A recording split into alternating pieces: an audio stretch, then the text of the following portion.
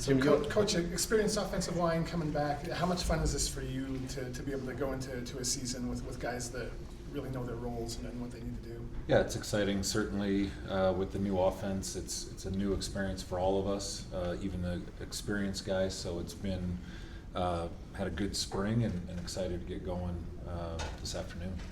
How important is developing the depth behind your starting five? Not so much for this season, but also beyond that. Yeah, I think it's critical. I mean, we do have some experience coming back, but we all know that injuries take place, and the closer we can get the guys 6 through 11 to the guys 1 through 5, you never want to have injuries, but at least it protects you a little bit if there are. And so it's vital. Like you mentioned, down the road there's some brand new freshmen in there that we get a chance to look at for the first time, and some guys that may not have had as many reps in the team periods. But certainly the more depth you can create, you protect yourself against injuries. Spencer and Caleb are getting a lot of press, but what about your 3 interior guys that are veteran guys? What do you see from them that gives you excitement about what this year could be?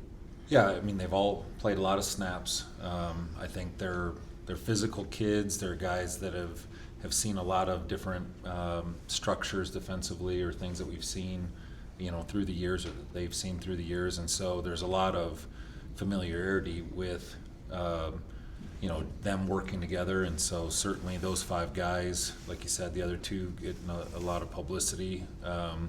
But I think all 5 of those guys can be really good players. We just have to play to our potential. You mentioned all these individual accolades they're getting in the preseason.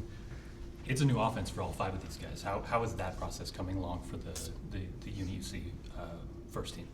Yeah, I think it's, without having been on the practice, Michael Mokafisi missed all of spring. Right. And so, this will be the first time he's running that offense. I'm sure there'll be a learning curve, but, you try to equate some of the things that we have done in years past, like, hey, this play is called this now, but if you remember, we used to call it, so there's some recall on their part.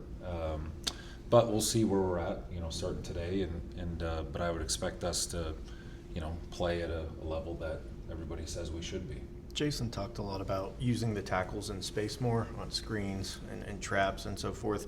I guess, is that a new ebb to this offense? And how are you kind of working with Spencer and Caleb to prepare for that difference in comparison to last season's offense? Yeah, I wish I could say I could take credit for Spencer and Caleb's athleticism, but that really has nothing to do with me.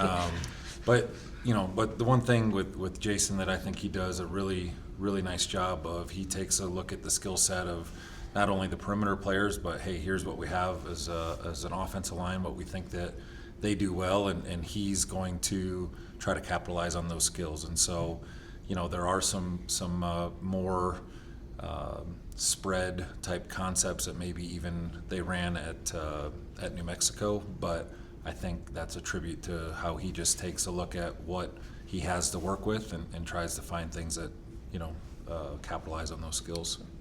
Caleb and Spencer are already obviously pretty polished in their games, but where do you see maybe areas of improvement that they could grow this year? Yeah, so we sat down at the end of last night's meeting, and all those accolades are great. It's awesome, but to be completely honest, it means absolutely nothing starting today. Nobody remembers who was first team all conference preseason last year. Nobody remembers who was supposed to win the conference last year. We're all starting from square one, and that was the message that I gave them. In fact, I pulled off of X or Twitter, whatever you call it now. Our fans are awesome, but a lot of positive things that they hear, and I'm sure they read, but they've got to understand that, and certainly Spencer and Caleb are skilled players, but at the end of the day, we're all at square zero or square one, whatever you want to term it as, and that's got to be our focus. Is being talked about in June and July means absolutely nothing come November and December. So, what's going to be the key for Jaron Kump specifically at that center spot and him taking that next step in his game? Yeah, he's got to be consistent with his physicality. We talked about that yesterday. Had a quick individual meeting of things that they need to improve on.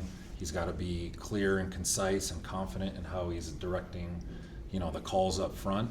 And I thought he got better at that in the spring, and he's got to continue to do that this fall, to be physical and be confident in his communication. Thanks, Jim. Thanks,